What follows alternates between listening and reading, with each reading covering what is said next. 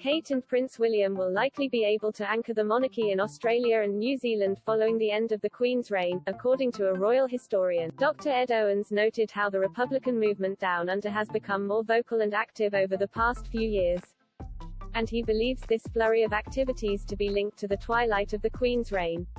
While he noted there is a deep and personal connection linking Australia and New Zealand to Elizabeth II, these countries are less enamored of Prince Charles. As a consequence, the arrival of the Prince of Wales on the throne may embolden the already active Republican movements in these countries, in particular in Australia, and spark new calls in favour of an elected head of state.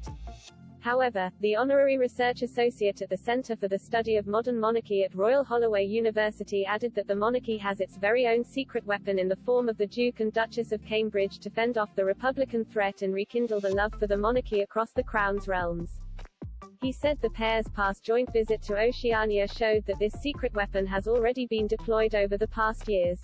He told Express.co.uk, "The monarchy still does have a secret weapon. The secret weapon isn't King Charles III but is King William V. I think there is still a great deal of affection for the British royals in Australia. We have already witnessed recent tours by the Cambridges to Australia and New Zealand, and that is in anticipation of these kinds of problems. They are trying to build a sort of emotional loyalty to the British monarchy and this role this monarchy is continuing to play in Australia and New Zealand. Charles is going to be the problem as he is not as well liked as William and Catherine, so they are already trying to build a reservoir of goodwill in anticipation of the fact that Charles will be next. Conversations will almost certainly escalate as to whether he should be head of state of these nations, but I think what will be anchoring the monarchy in these countries will be that William is not in a so distant future. I think there is a lot of interest and good feelings towards William and his family. Apart from the Queen, he is by far the most popular member of the British royal family." While he conceded the Prince of Wales' coronation could have a positive impact on republicanism, he does not believe his reign, likely to be much shorter than the Queen's, will bring upon the loss of Australia and New Zealand for the Crown. He said, "Prince Charles will open the floodgates, there will be questions asked but I don't think they will result in a change of status."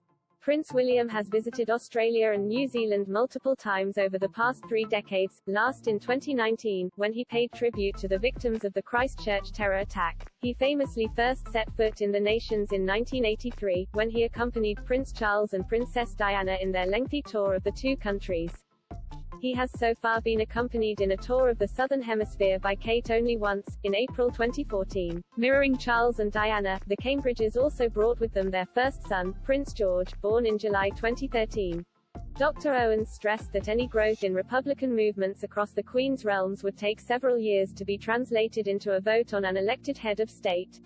Australia rejected the idea of ditching the Queen as its head of state in a referendum held in 1999. In March, the Australian Republican Movement (ARM) announced its plans to set out a model for a republic and spoke of its hopes for a referendum to be called within a year of the end of the Queen's reign.